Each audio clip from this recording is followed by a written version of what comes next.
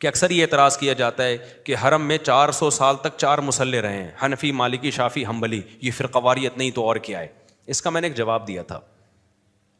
میں نے کہا دیکھو حرم میں 400 سال تک 4 مصلے رہے، حنفی، شافعی، مالکی، حنبلی، چاروں مکاتب فکر کو حرم میں نمائندگی ملی ہوئی تھی. تو اس کے تو ہم متفق نہیں ہیں کہ ایک امام حنفی پڑھائے پھر شافعی پڑھائے. بھائی جو بھی ہے سب صحیح ہیں تو کوئی بھی ایک پڑھا دے، اس میں کیا جا رہا ہے؟ یہ لیبل لگانے کی کیا ضرورت ہے؟ اور یہ 400 سال تک اس پر علماء کا اجماع بھی نہیں ہوا کہ امت نے اجماعی طور پر اس کو قبول کر لیا ہو. اجماع تھوڑی ہوا ہے، ہو سکتا ہے بہت سے علماء اس کے خلاف ہوں کہ یار نہیں ایک ہی ہونا چاہیے سب. جیسے اب حنبلی ہے نا، اب حنبلی مصلی ہے نا سعودی عرب میں، تو حنفی بھی ان کے پیچھے جا کے نماز پڑھتے ہیں کہ نہیں پڑھتے؟ تو حنفیوں نے یہ تھوڑی کہا کہ حنبلی کیوں، بھائی وہ بھی اہل سنت ہیں تو یہ بھی ہیں تو ٹھیک ہے سب صحیح ہے بھائی، حنفی ہو حنبلی ہو، ہماری صحت پہ اس سے کوئی فرق. صدیوں تک حنفیوں نے حکومت کی حرمین پہ، حنبلیوں کو اس پہ کوئی اعتراض نہیں ہوا کیونکہ وہ ان کو بھی اہل سنت والجماعت میں سمجھتے ہیں. پھر جب حنبلیوں کی حکومت آئی تو سب سے زیادہ علماء دیوبند نے سپورٹ کیا ہے سعودیہ کو. پتہ ہے آپ کو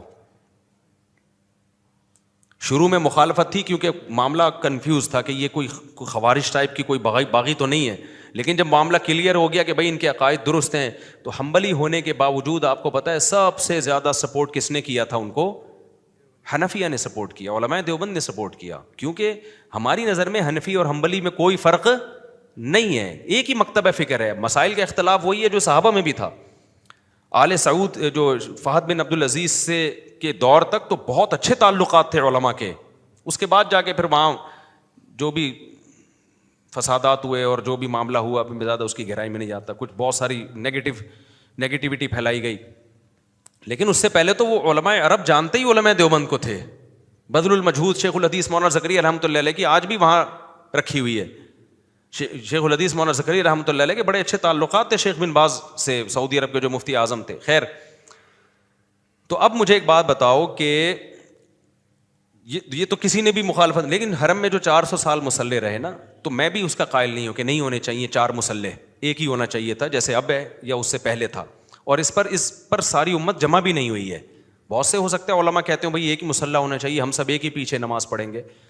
لیکن ایک سوال پیدا ہوتا ہے کہ 400 سال تک اہل سنت والجماعت کے بارے میں یہ سمجھا گیا کہ 4 ہی اہل سنت والجماعت کے نمائندے ہیں، حنفی، مالکی، شافعی، حنبلی، لہذا ان چاروں کو وہاں جگہ دی گئی یہ بتانے کے لیے کہ جو جنتی فرقہ ہے نا، جو اہل سنت والجماعت ہے وہ یہ ہیں، ان کو حرمین کی امامت کا حق ہے.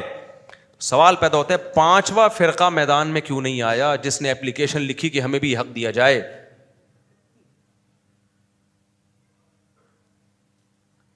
دوسرے آئے جو اہل سنت والجماعت، شیعہ حضرات نے بھی کوشش کی، جو اہل سنت نہیں مانتے اپنے آپ کو، زیدیہ، امامیہ، یہ جتنے فرقے انہوں نے بھی کوشش کی، لیکن اہل سنت والجماعت میں 5واں کوئی تھا نہیں جس نے اپلیکیشن دی ہو. اس کا مطلب وہ 5واں تھا ہی نہیں، تو امت گمراہی پہ کیسے جمع ہو گئی پھر؟ یعنی اگر یہ 4 غلط ہیں، وہ 5واں ٹھیک ہے جو ان چاروں سے ہٹ کر ہے، تو 400 سال تک تو اس 5ویں کا وجود تھا ہی نہیں.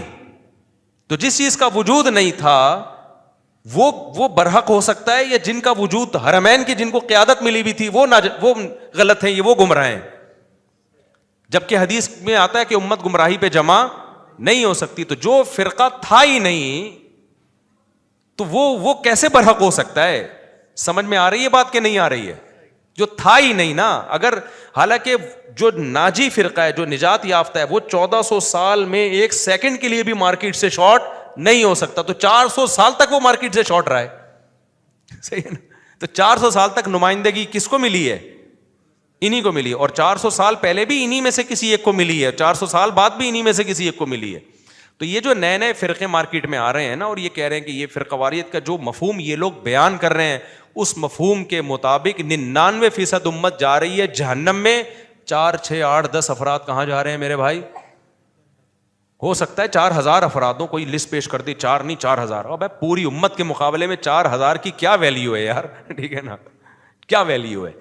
تو اس لیے یہ جو دلیل دی جاتی نا اکثریت کو مت دیکھو، اس امت میں اہل سنت والجماعت میں اکثریت کو دیکھنا پڑے گا آپ کو.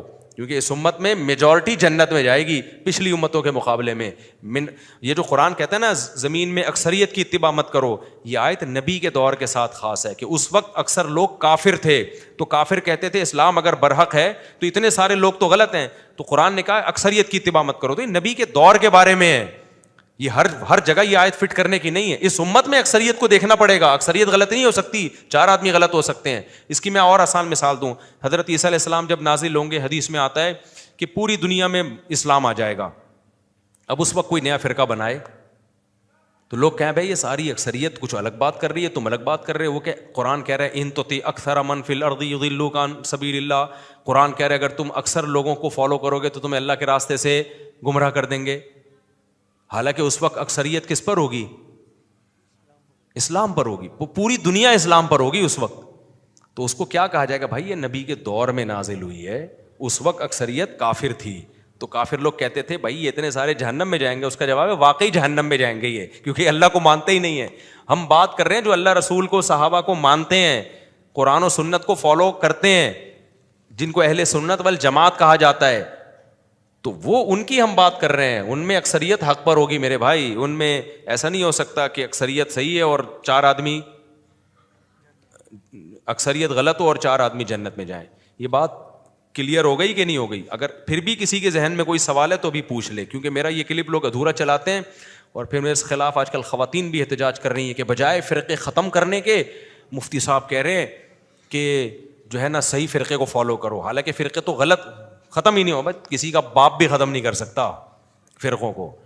آپ نے صحیح چیز کو بتا دینا ہے یہ صحیح ہے, باقی غلط ہیں. تو جو غلط سے چھوٹ کر آنا چاہیں گے ادھر کو آ جائیں گے, جو نہیں آنا چاہیں گے ان کی قسمت میں ہدایت ہے ہی نہیں. یہ طریقہ نہیں ہے کہ سارے فرقے بم سے اڑا دو اور ایک ہم نئی چیز مارکیٹ میں لے کر آئے ہیں, یہ ہے اصل. تو آپ جو چیز لائیں کائنڈلی آپ اپنے پاس سنبھال کے رکھیں. جو صحیح ہے وہ 1400 سال سے چلا آ رہا ہے, اور وہ وہی ہیں جو قرآن سنت اور صحابہ کو فالو کرتے ہیں, اجماع کو فالو کرتے ہیں, اجماع کے خلاف نہیں جاتے. پھر اگر ان میں مسائل میں اختلاف ہو بھی جائے تو وہ صحابہ میں بھی تھا میرے بھائی. وہ اختلاف کی بیس پہ جنت اور جہنم کے فیصلے نہیں ہوتے. بات کھوپڑی شریف میں بیٹھ گئی کہ نہیں بیٹھ گئی؟ نہیں بیٹھی تو چھوڑ دو بس.